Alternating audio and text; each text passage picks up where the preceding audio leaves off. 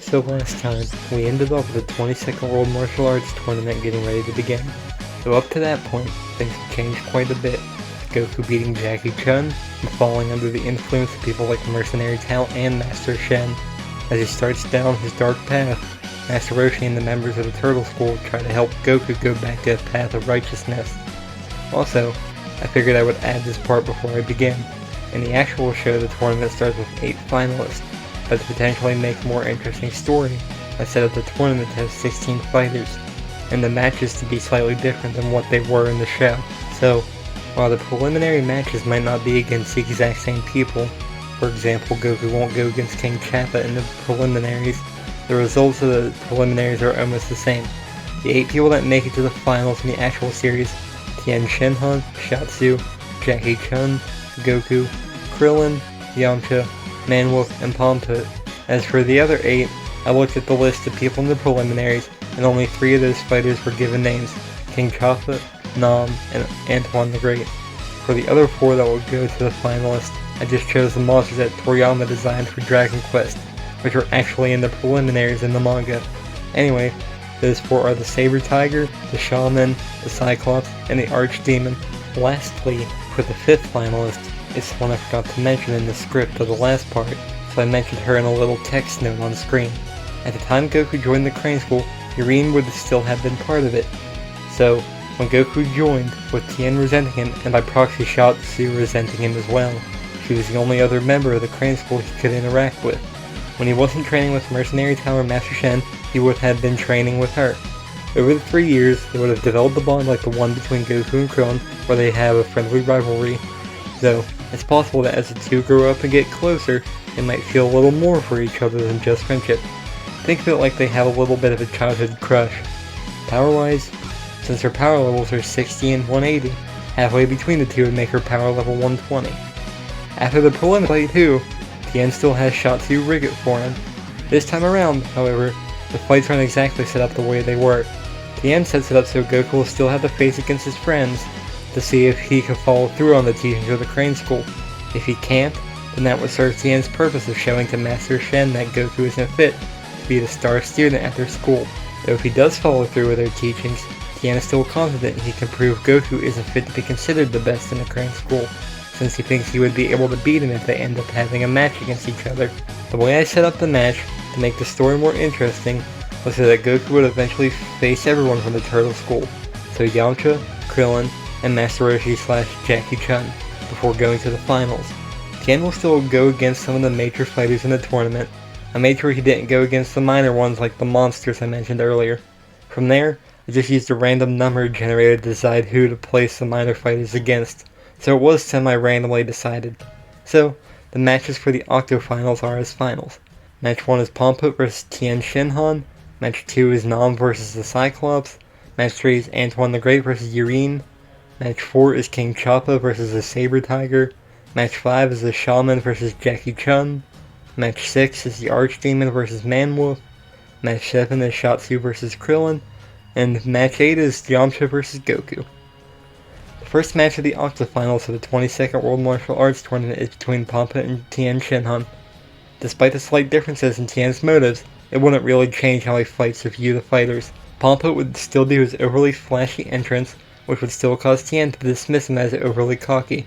Pomput would probably still try to taunt his opponent about his punch being too fast for him to see, so obviously Tien would go to prove him wrong when the fight starts.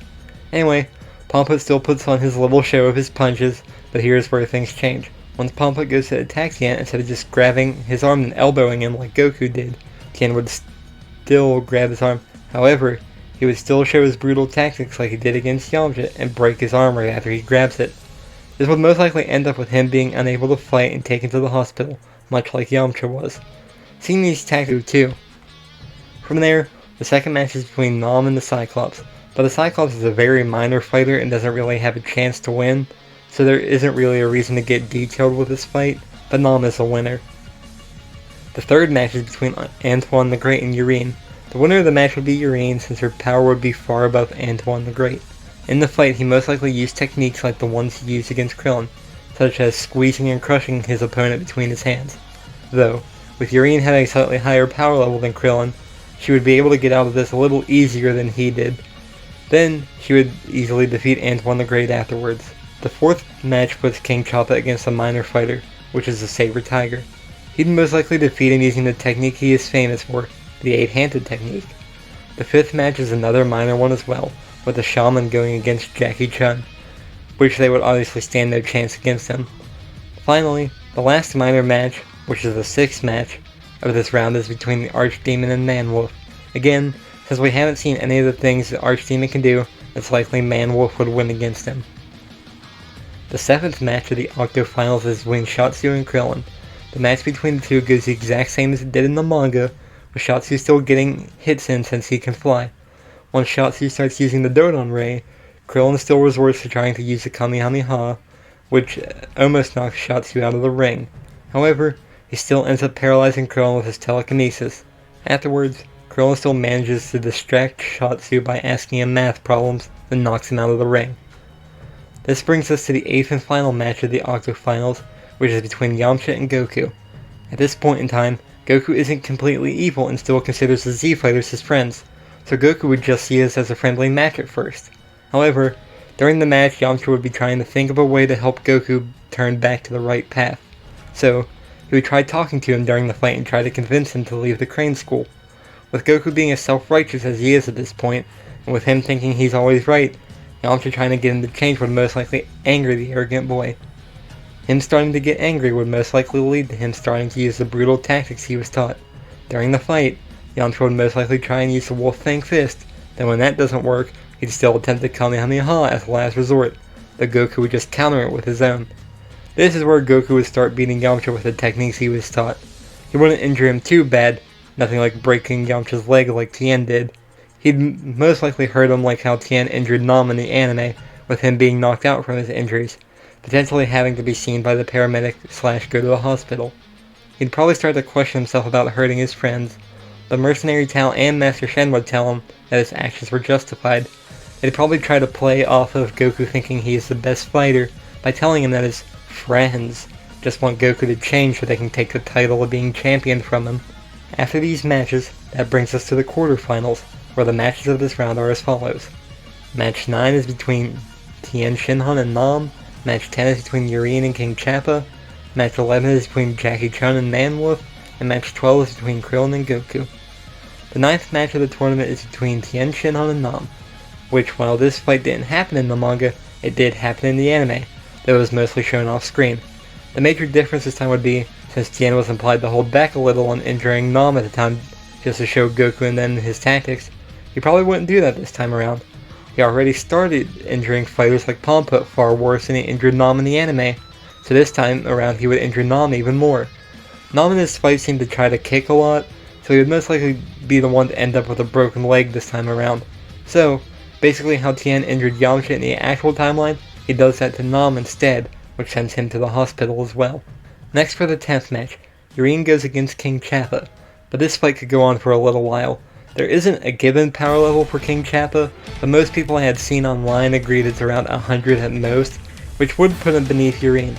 King Chappa would most likely use the 8-handed technique again, though Yurien would most likely see through this like Goku did when he went against him in the manga. She would knock him out of the ring, thus winning a spot in the semifinals. So, when we get to the 11th match, which is between Jackie Chun and Man-Wolf, this fight happened in the series, so it would probably happen essentially the same as it actually did. The match starts with Man-Wolf being angry and talking to Jackie Chun about his grudge with him since he destroyed the moon, causing him to be stuck as a wolf. Of course, once the fight begins, Jackie Chun does the same thing of easily dodging his punches, while pointing out / talking about random girls in the audience. Eventually, after getting kicked into the wall, Man-Wolf comes back with a knife and is disqualified as per usual. The rest of the fight goes the same, with Jackie Chun taking the knife and eventually treating Man-Wolf like a dog and throwing a bone out of the ring, tricking him to go chase it, so he loses by a ring out. Afterwards, he still paralyzes Man-Wolf and uses Krillin's head in place of a full moon to hypnotize the wolf to become a human again. Now we're at the 12th and final match for the quarterfinals, which is between Krillin and Goku. Much like with the fight against Yamcha, even though Goku is still a little angry from that fight, he would see it as a friendly match at first, since he still sees Krillin as one of his best friends. However, this time around before the match, instead of talking to Goku about going all out, talks about what he did to Yamcha. Krillin would probably express his disappointment with Goku for what he did to one of his friends, and go on to tell him he isn't going to hold back in this match. Of course, this would start to anger Goku even more. First one of his friends wanted to change, now one of his best friends? His anger would most likely start to blind the young boy to reason, and he wouldn't be as questioning about his thoughts of using vicious tactics against Krillin like he was against Yamcha. The fight starts off like how it did in the manga, but throughout it Krillin would be trying to reason with Goku about how being part of the Crane School is affecting him and that he should believe them. Of course, as I mentioned earlier, Goku is starting to be blinded by his anger, so this just goes to further make him mad. Anyway, the fight starts the same with them just blocking and dodging each other's attacks while conversing, though as time goes on and Goku gets angrier, he starts to try and hit harder / uses brutal methods. Krillin eventually still uses his head and the reflection off of it to momentarily blind Goku before slamming him into the ground. However, the fight really starts to change after Goku uses the Kamehameha to propel himself towards Krillin. This time he doesn't hold back as much, leaving Krillin stunned for slightly longer. As Goku's blinding anger is still building, he doesn't just let Krillin lie there, he starts wailing on him like how Tien was on Yamcha in the manga when he was lying on the ground. But Krillin would most likely eventually find an opening to get up and be left with using the Kamehameha against Goku as his last resort. But Goku most likely wouldn't warn Krillin not to this time, and probably wouldn't just stop it with his hand. Instead, he'd go all out and use his own Kamehameha to counter it. Krillin's power level at this time was 113, and with Goku's being 195 in this timeline, he easily wins this beam struggle. This sends Krillin flying out into one of the walls outside the ring, injuring him even more and ending the fight with a ring out. Krillin would most likely need to be tended to by the paramedics as well after this fight. After these matches, that brings us to the semifinals, where the matches of this round are as follows.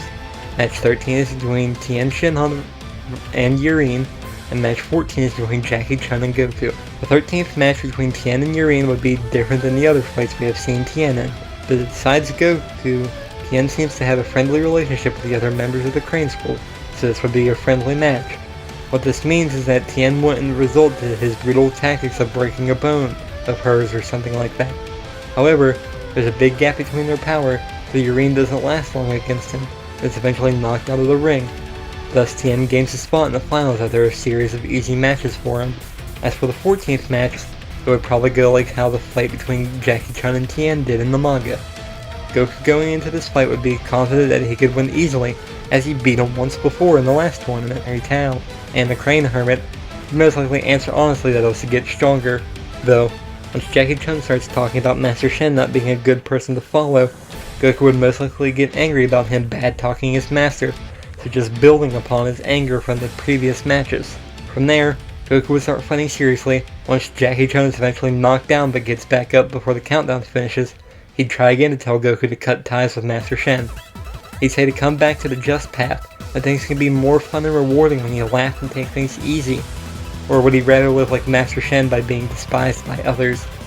Around this time, Master Shen would realize who Jackie Chun is and shout out to Goku about Jackie Chun being Master Roshi. Instead of denying it, Roshi would see this as his only possibility to get through to Goku. He takes off his disguise, revealing that he is, indeed, the Turtle Hermit.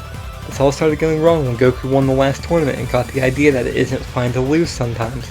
So, Roshi's idea is to purposely lose, to try and show him that it is fine to lose sometimes. Then, Roshi walks over to the edge of the ring and looks back at his previous disciple and says, "I hope you can come back to walk the path of light and become truly great. The path you're going down now will lead to a disappointing life for you. I'm ashamed of you, but not just me. Your grandfather, Gohan, will also be ashamed of you." And he just hops off the ring and walks off, leaving Goku with his words to think about. With Goku being the winner and getting a spot against Tien in the finals, before the 15th and final match of the 22nd World Martial Arts Tournament begins, Tien goes and sees Master Roshi. He asks why Roshi disguised himself to enter the tournament, and he'd explained to him it was so people wouldn't think they were the strongest in the world, like Goku believes he is. But things went wrong when Goku won the last tournament. Roshi would also say he revealed himself before giving up because it was his best bet to get Goku to turn back towards a just path.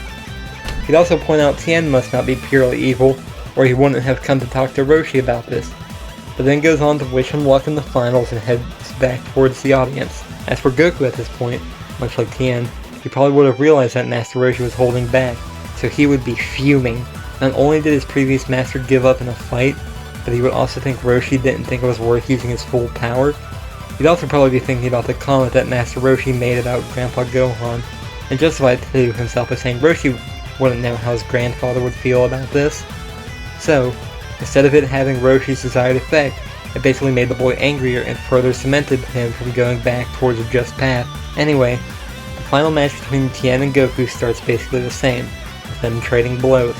Though Goku would be using his brutal tactics the same way that Tien is.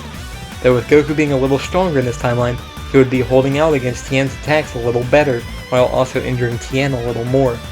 Then when Goku charges Kamehameha just to stop from firing it, he doesn't stop this time and uses it to hit Tien, thus injuring him even more. Even though we didn't see Tien use the Solar Flare in the tournament yet, he most likely seen it during training, so he takes Master Shen's sunglasses this time around to shield his eyes. One major difference in this fight is that Shen wouldn't have Shiatsu interfere, since they're both students at the Crane School. The rest of the fight basically goes the same, with Tien eventually using the Tri-Beam to destroy the arena, though Tien's trump card of being able to float doesn't help, since Goku would have learned that as well. The Goku would most likely still use the Kamehameha to headbutt himself into Tien, since if they just float there no one would win. Since Goku has slightly more energy left this time around, when he sees her falling towards the car, he pushes Tien into the way of it, causing Tien to hit the ground first, which gives Goku the win. After the tournament, Tien and Shiatsu would go off with the Turtle School instead of going with Shen and Tao. Yamcha, Krillin, or Roshi probably won't even talk with Goku, so when Goku realizes he forgot the power pole in his Dragon Ball, he goes back to get it himself. Yurine probably could have gone and got it for him, but I think Goku would do it himself this timeline, so she would stay waiting for him with Master Shen and Mercenary Tao, which that's where I will be ending things. We all know what happened to Krillin here in our timeline, so do you think the same will happen to Goku instead, or will he survive? Anyway, goodbye for now.